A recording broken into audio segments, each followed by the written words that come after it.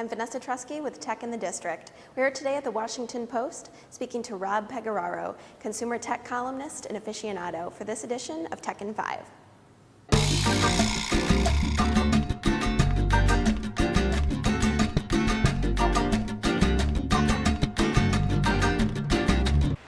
Rob, thank you very much for making time to talk with us today. Sure. My first question for you is, what do you think is the most surprising tech story of 2009, and what are you most looking forward to covering for the remainder of the year? Okay, I'd say most surprising, not necessarily in the sense of a surprise that's affected a huge number of people, just something that I didn't see coming, a lot of people didn't see coming, probably the Palm Pre.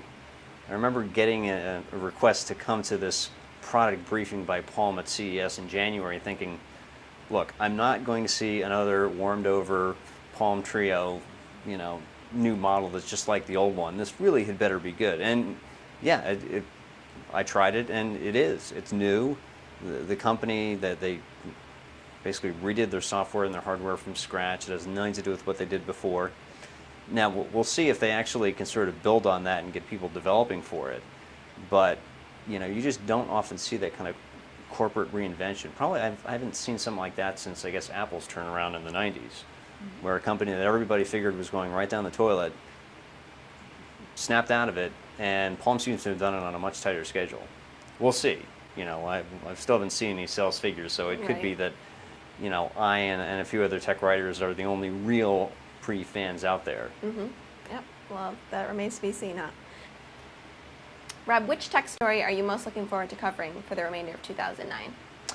The remainder of 2009, a lot of people would say Windows 7. I kind of disagree in that I think it seems like it'll be a good update, but what I'm really interested in seeing is what will happen to Google's Android smartphone software when it is no longer confined to one phone on one carrier. They say that's finally really going to happen. So if by the end of the year I can have a selection of Android phones, not just for T-Mobile, but for AT&T and Sprint and Verizon, that's going to be exciting, because even more so than the Pre, I think Android's got a lot of potential to, it doesn't have to kill the iPhone. iPhone killers are never going to happen, but give it some honest competition. I know it's already happening in terms of developers who like writing for Android, really excited about what they can do with it. But, regular, normal human beings don't shop for smartphones looking at, developer community support. They want to know, does the carrier I'm currently handcuffed to have a phone I like? Mm-hmm. And so if Android can become a multiple carrier thing where everyone has at least one interesting phone, that's going to be exciting to me. You must get hundreds of emails a day. Which reader questions are you really tired of answering? Probably the ones where someone is emailing to say they came down with some virus. And I'm sick of that, because that's preventable. If you use a good web browser, and that doesn't mean sticking with the copy of Internet Explorer 6 that you've gotten so familiar with. Use a good web browser. If you run Windows, have a good antivirus program. Most important, use your own common sense. There are really not that many times you should be installing some new program on your computer. And when it's some strange website that's telling you to do so, the number of times is never. So I hate hearing these questions, because it's always the same thing.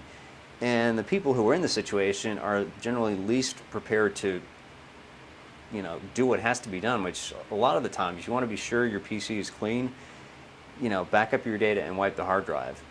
And so the folks who, didn't know to, say, keep their browser current, they're not going to know how to, look in these 10 different hidden directories in Windows to make sure you get your email and your browser bookmarks, then know how to reformat the drive and reinstall Windows and download all their other updates. All I can do is tell those people, you're in a lot of trouble. Yeah, if you protect yourself from the beginning, yeah, you can usually avoid that.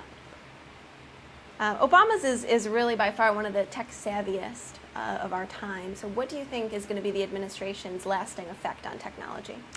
I hope it involves a website for the Federal Communications Commission that I can actually find something on.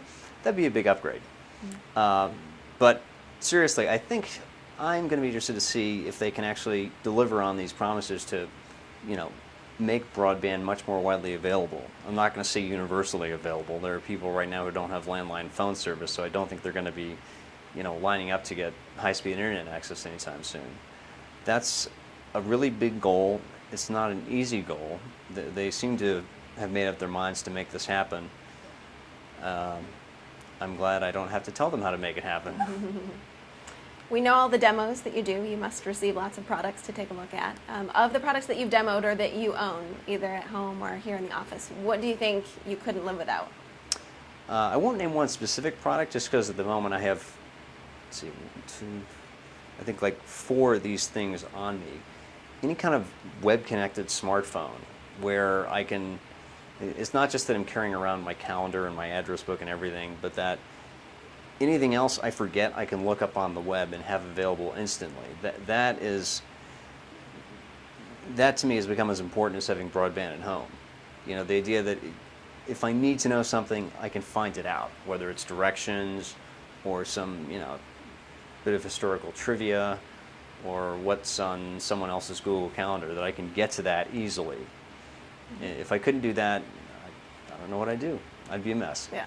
I think a lot of people are in that same boat. Yeah. Finally, you know, just to switch it up a little bit from tech, we know that, and we've read that you're a Washington Nationals fan. Yes, I am. What is your opinion of this mammoth deal that the Nats just signed with Steven Strasburg? I was impressed with it. I was worried that, I wasn't completely worried that the Nats wouldn't be able to come to terms with him, because I think that there was no chance they could get away with it after not signing the #1 pick last year.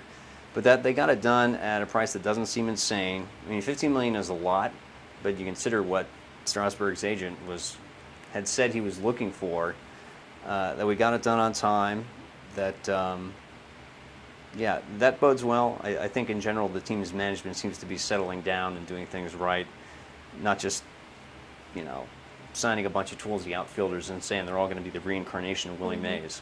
Maybe we're watching the beginning of a turnaround here. Perhaps. I won't predict when that'll happen, but I believe we are at the start of that. Hopefully so. Yeah. Rob, thank you very much for your time. We appreciate Sure. it.